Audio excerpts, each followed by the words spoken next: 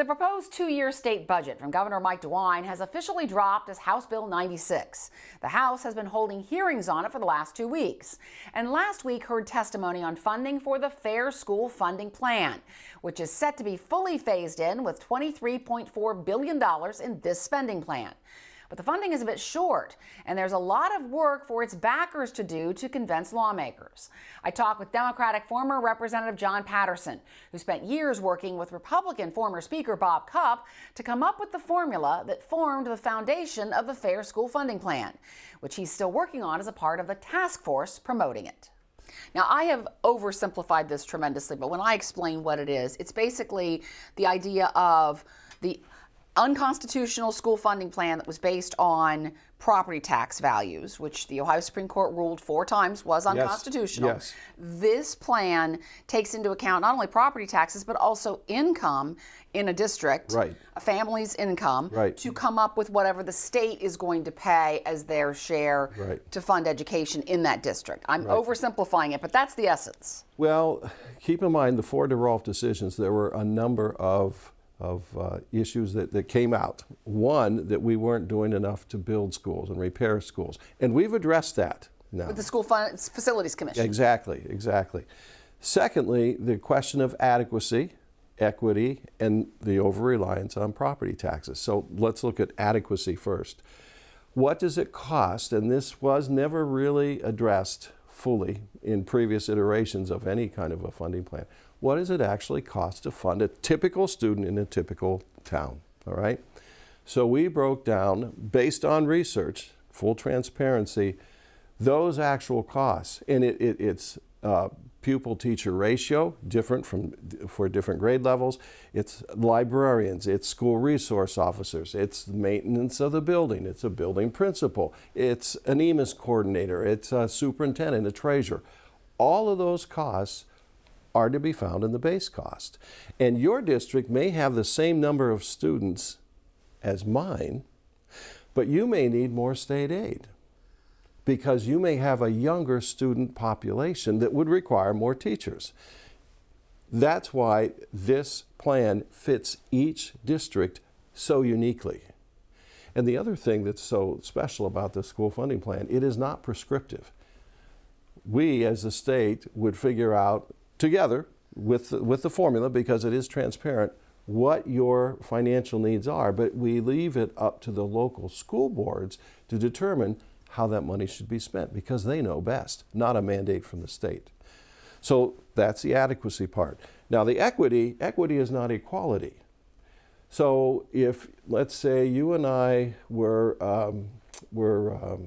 tennis players, and you're ranked, and I'm just a weekend hacker, all right? For us, we would never be equal, but for us to be equitable, maybe you would play with your less dominant hand. You're right-handed, right? Mm-hmm. So you could play with your left hand and maybe one shoe off. I could play both shoes on and right-handed, and we would have some sort of equity to make for a fair game.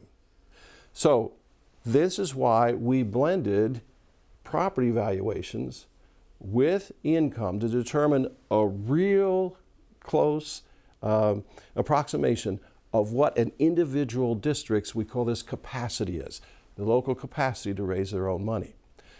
Now, there's another part of this that's important. It's called the categoricals, or add-ons. And this would be transportation, because we have to transport these kids. It's English language learners, it's special needs students, it's students who are economically disadvantaged, it's the education service centers.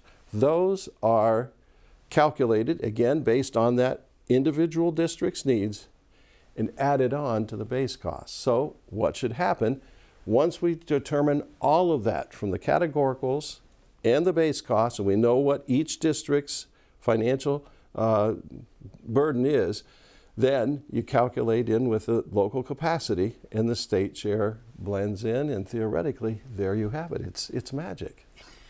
But there's a lot of variables in here. I mean, Oh you my talk gosh, about yes. the categoricals. I mean, Yep. you've got some districts where kids are being transported by That's right. buses for a very long period of time. That's right. Some districts that have lots of English as a second language That's right. students. There are a lot of variables here. So when you can't really say it cost X amount of money to educate a student in Ohio because there are so many different things. Now, base costs, yes. But when you add on the categoricals, it's widely different. And it used to be during the bridge formula that we had 6,000 and then 6,020 per student.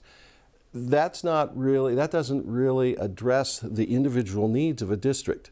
So here's the beauty of it. When each district is going to be different in terms of their needs, each district under the Fair School Funding Plan is also unique in its ability to raise its own local share. And keep in mind, in the Constitution, it's a partnership. It's not the state funding education. It's not the locals. It's a partnership together that makes this happen. And it should be stated that this is something that is in the Ohio Constitution. Yes. This system of common schools is guaranteed in the Constitution. Have your viewers look up Article 6, Section 2. It's quite popular read these days. You mentioned that this is not prescriptive. You don't tell the school districts how to use the money. I think there's been some criticism raised about, well, the state is giving money to districts for these purposes and they're not using it how maybe some lawmakers want districts to use it. Right. And I understand that. But I also understand, now keep in mind, I'm a retired teacher. And I knew that our district, and let me give you just one example. So say you had a number of students who were coming up on the third grade reading guarantee or some state test. If I'm in a local district, I may want to add more teachers than what the research calls for, because those kids may be behind for whatever reason.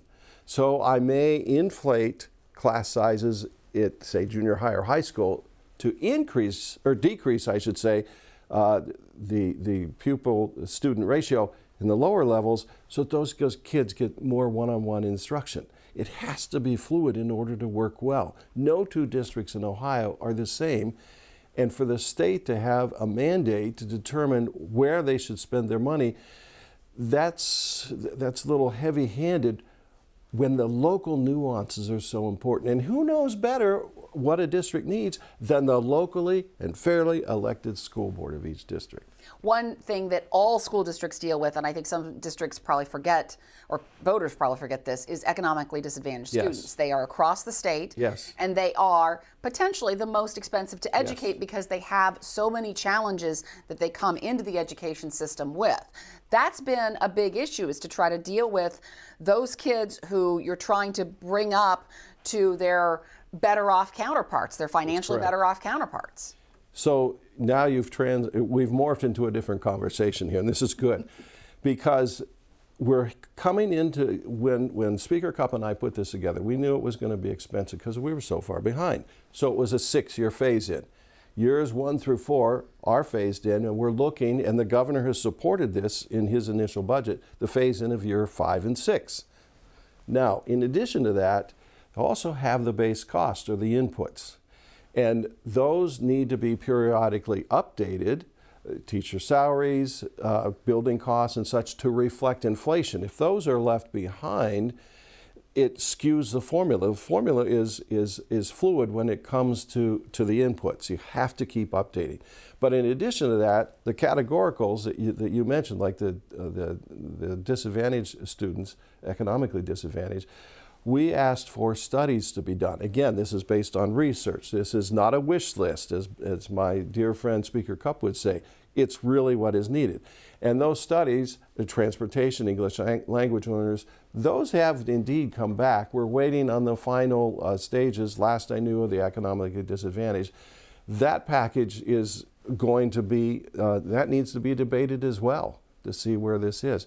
I mean, education is something that's critically important. There is not a person who is watching who is not either homeschooled or a charter school or parochial or public school.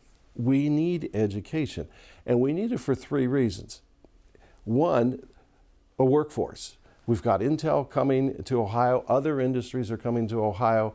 That's exciting. But if you don't have the workforce, and here's the other thing, Ohio is an aging state.